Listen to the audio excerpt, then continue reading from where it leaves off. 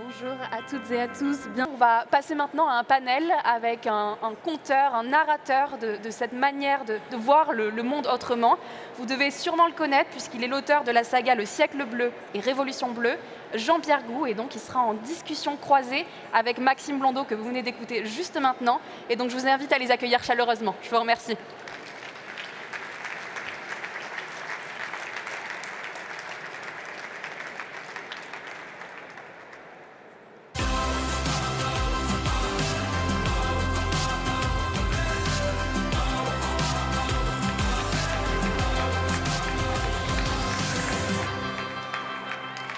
On a des fans dans la salle, merci. Merci à tous les deux d'être avec nous aujourd'hui. Jean-Pierre, ce que je n'ai pas mentionné, c'est que vous êtes aussi à l'origine d'un projet qui s'appelle One Home et qui nous permet à toutes et tous de vivre ce que vous appelez et ce qu'on appelle communément l'Overview Effect. Alors, pour ceux qui ne sauraient pas ce que c'est, est-ce que vous pourriez nous en dire quelques mots ? Alors l'Overview Effect, c'est un concept qui a été conceptualisé par un chercheur d'Harvard qui s'appelle Frank White et qui a remarqué que les astronautes, à peu près la moitié des astronautes, quand ils sont allés dans l'espace, ont eu une expérience extatique. Ils sont tombés amoureux de la Terre en voyant la Terre depuis l'espace et ça a complètement changé leur conscience et leur regard, justement, qui est le thème de ce que nous a expliqué Maxime. Et moi, j'ai toujours voulu faire vivre à tous l'Overview Effect sans envoyer les gens dans l'espace. Et en ce moment, il y a beaucoup de polémiques autour de cela. Donc, sans quitter ça, comment est-ce qu'on peut faire revivre simplement cette expérience ? Et depuis 30 ans, je rêve d'un satellite qui puisse filmer la Terre tout éclairée à tout moment. Et pour que ce satellite fonctionne, il faut qu'il soit à 1,5 million de kilomètres de la Terre, sur l'axe Terre-Soleil, au point où les forces d'équilibre, les forces d'attraction entre la Terre et le Soleil s'annulent. Et en fait, ce satellite, moi, je l'avais rêvé. Al Gore l'a fabriqué.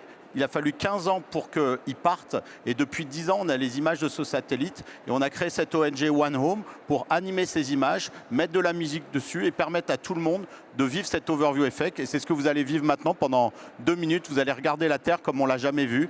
Et comme elle ne s'est jamais vue, puisqu'elle a 4,7 milliards d'années. Et ce projet, c'est la première fois où elle se voit tout éclairée de tous les côtés. Donc, vous allez faire cette expérience et tomber aussi amoureux de la Terre.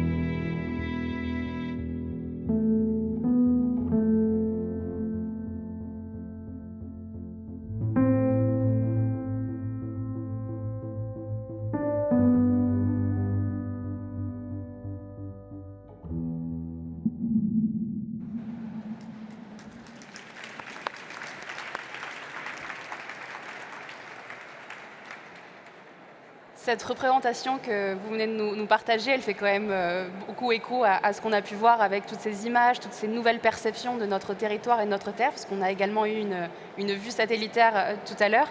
Peut-être dans la présentation de Maxime, qu'est-ce qui a pu te faire réagir? Est-ce qu'il y a des choses où finalement je t'ai dit ça fait écho à ce que j'essaie de faire avec l'Overview Effect ou d'autres projets?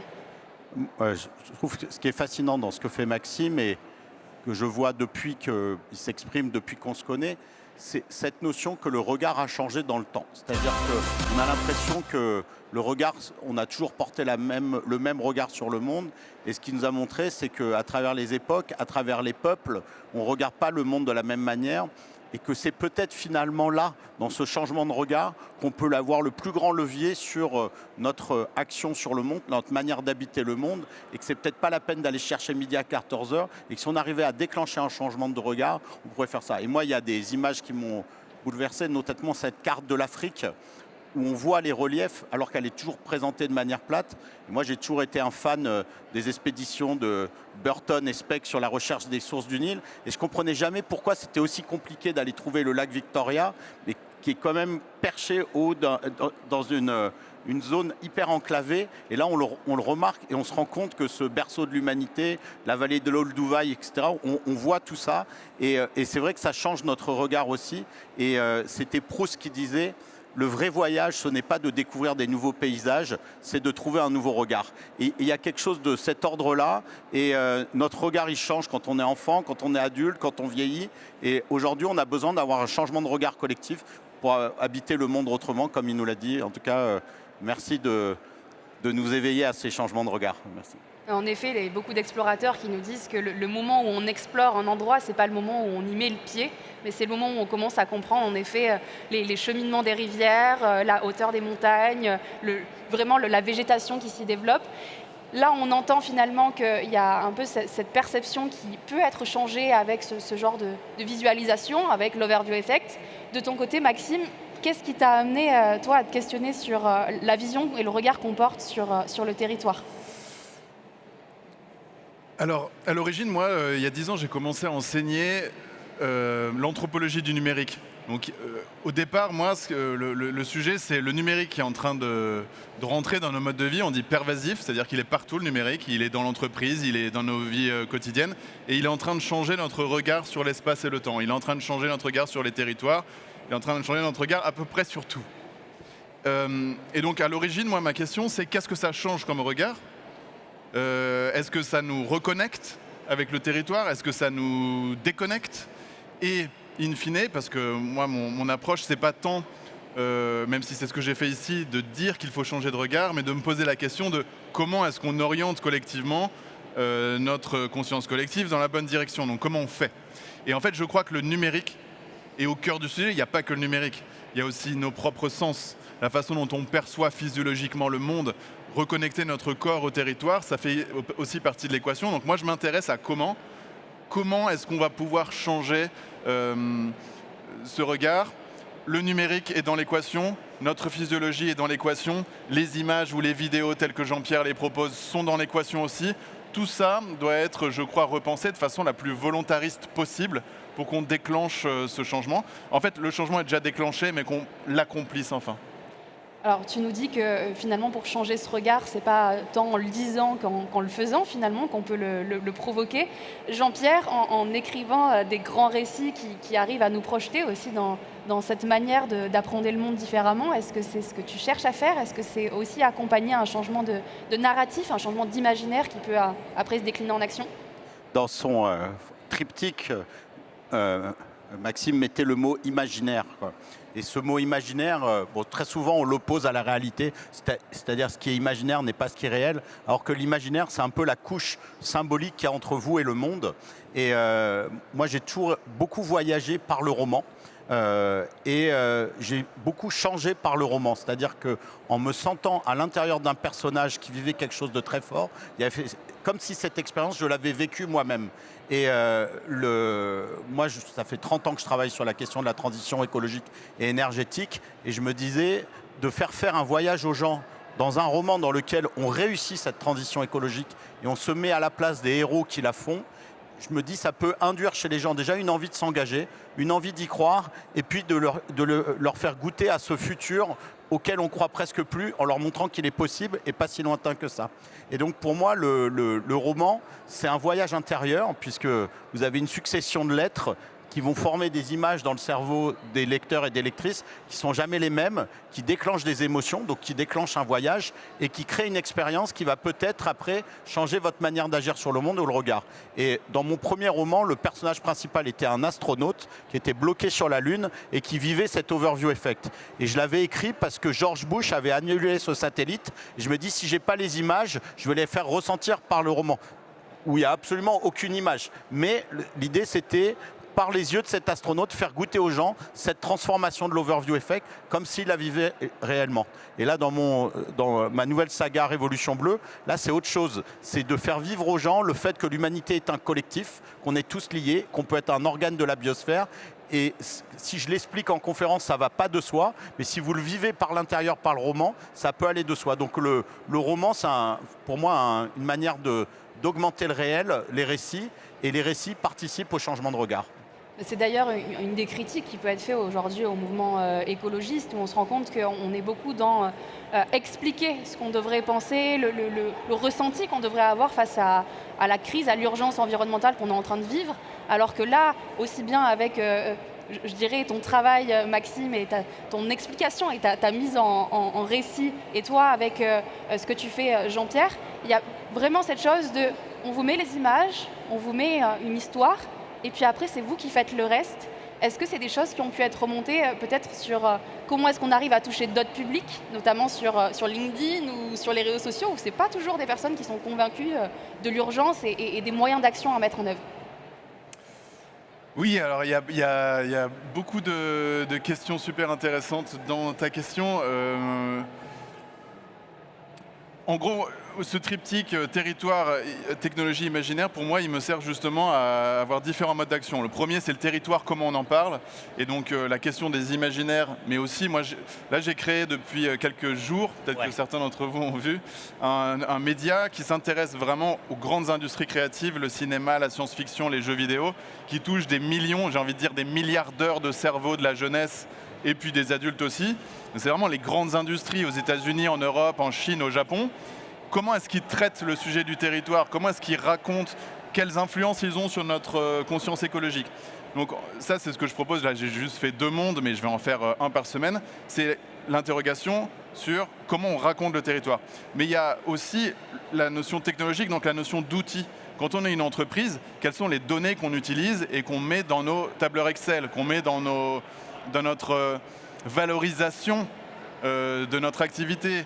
Et donc en fait là, on n'est plus sur le front office, quoi. On n'est plus sur ce que tout le monde voit, on est sur le logiciel derrière et l'arrière-cuisine, mais ça fait complètement partie aussi de la production d'un logiciel collectif.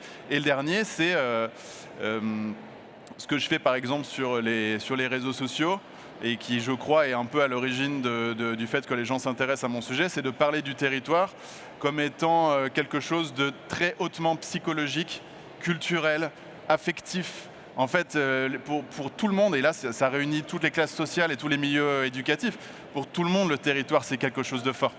Que ce soit qu'on se sente citoyen du monde ou qu'on se sente habitant de son village dans la montagne, en fait, il y a plein de manières d'exprimer sa relation au territoire, et à chaque fois, elle est très forte, elle est très dense, elle est très fertile, et c'est ce que j'essaie de travailler aussi.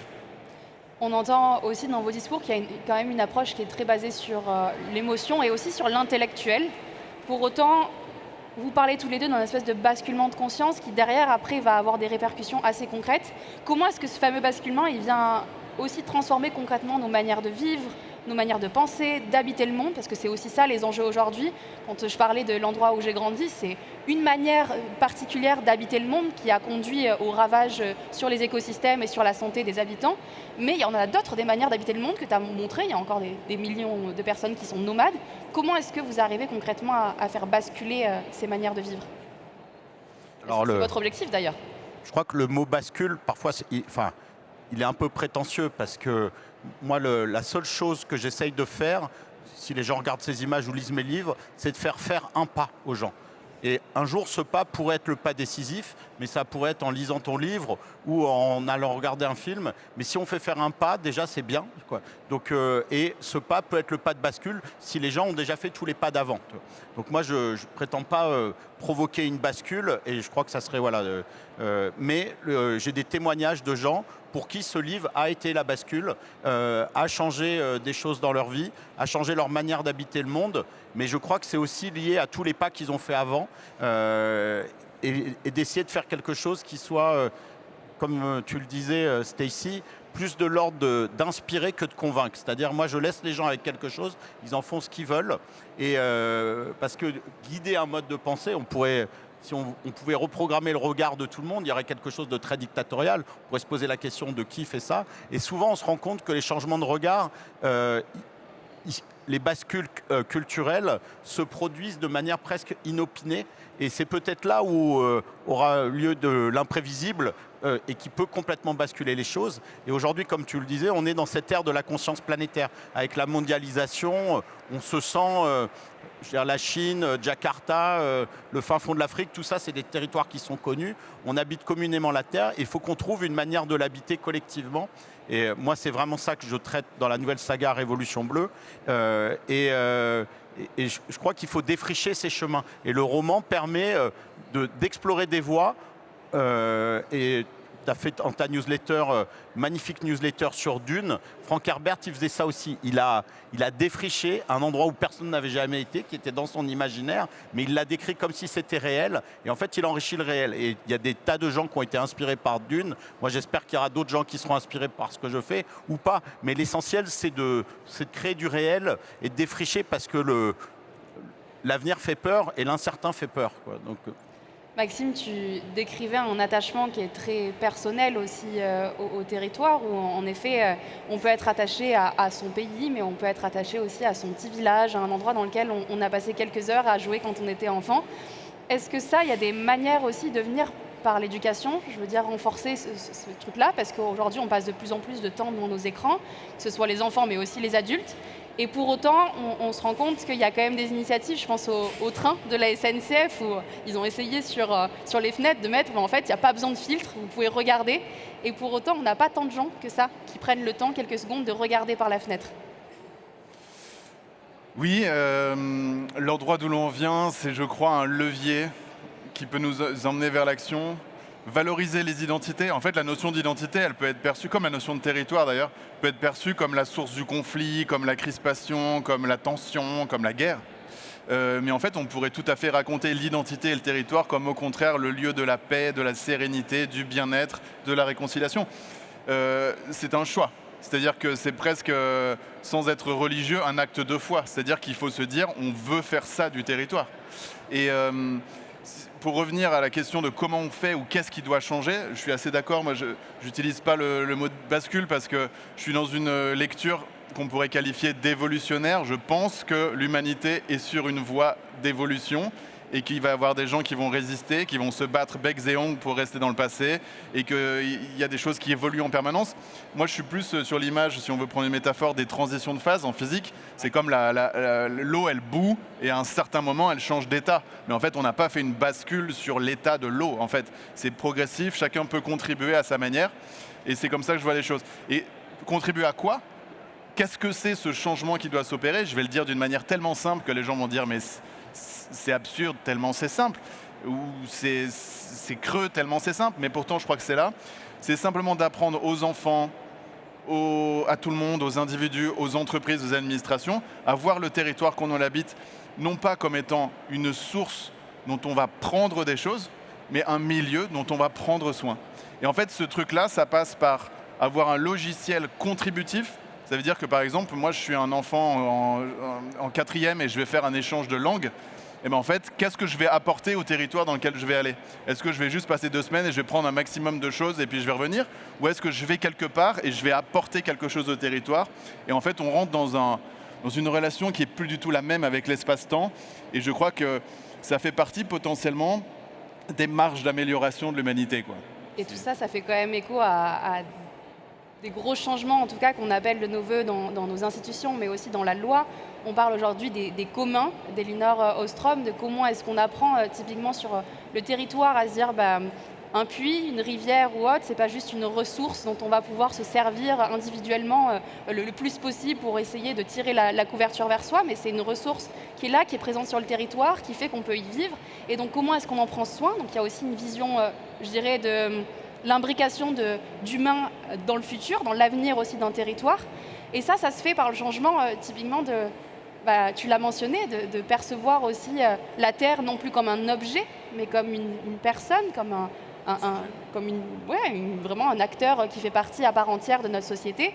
On parle de plus en plus des droits de la nature. Hier, on avait un panel à la Water Odyssey que je vous invite à aller voir, qui est juste sur les quais, où on a parlé également des gardiens de la Seine, Marine Calmet qui porte de manière assez brillante ce sujet des droits de la nature.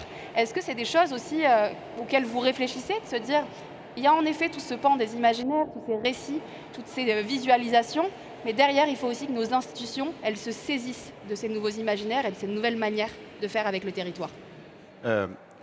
Juste pour revenir sur cette question-là, le territoire est un sujet, était un objet, il devient un sujet.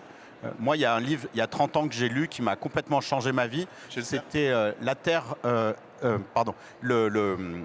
est un être vivant de James Lovelock, l'hypothèse Gaïa, où il fait cette proposition qu'on vit à l'intérieur d'une gigantesque créature qui aurait évolué, qui est au départ très simple, qui se serait structurée avec le temps.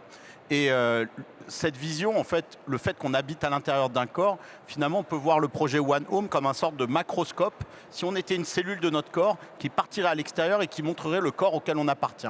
Et c'est fou quand on se dit qu'on est des petites cellules de la Terre et qu'on conçut, à cause de tensions entre l'URSS et les États-Unis, la technologie pour pouvoir s'extirper et se voir depuis l'extérieur et donner à la Terre une espèce de conscience d'ordre 2 pour prendre conscience d'elle-même. Et cette notion qu'on habite dans un être vivant, moi je pense que ça peut être la plus grande révolution cognitive qu'on peut avoir, et on a les preuves en fait qu'on est là-dedans, puisque tous les échanges gazeux sont avec la Terre, tous les échanges de nutriments, c'est facilité par le vivant, la distribution de l'eau aussi.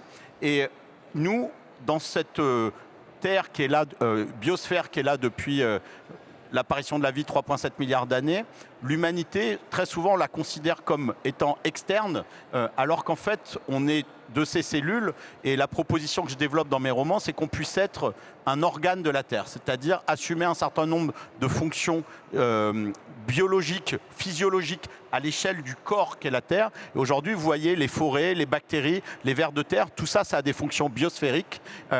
Et donc, quelles pourraient être les fonctions de la Terre? Donc, moi, je propose que l'humanité évolue vers un méta-organisme qu'on appelait Homo biosphéris.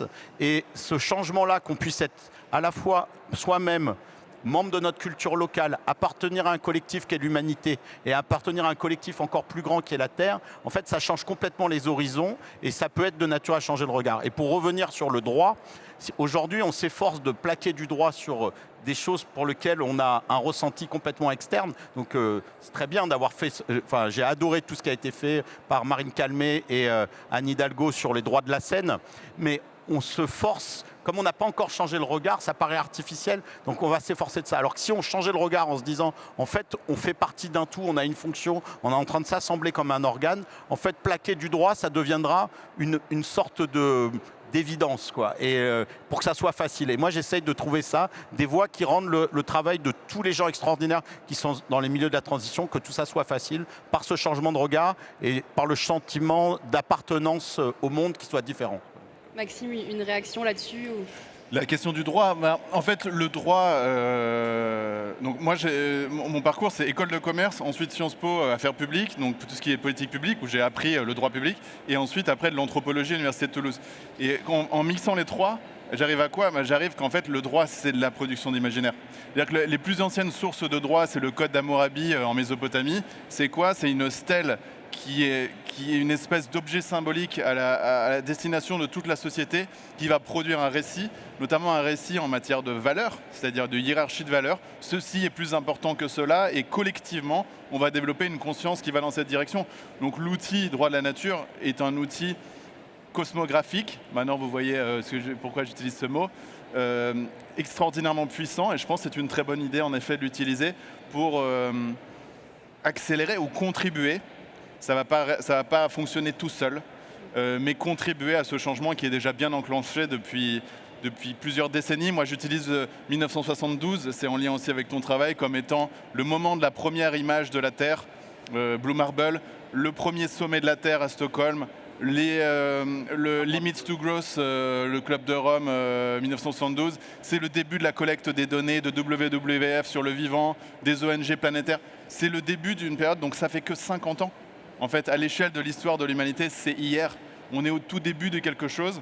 Et ce changement de logiciel, il est déjà en train d'avoir lieu, je crois. Justement, Jean-Pierre, je crois que tu vas continuer à participer à ce changement de logiciel. Je vois qu'il y a les couvertures de tes ouvrages ici qui vont arriver à l'écran, je suppose. Oui.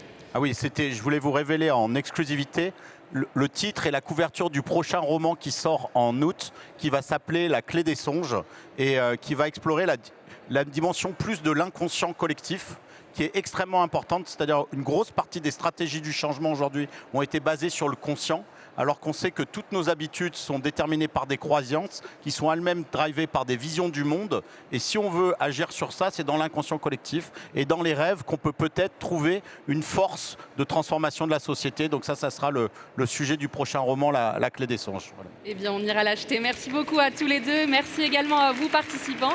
Et puis, je vous donne rendez-vous sur d'autres sessions de Change Now. Merci à nouveau. Merci à vous.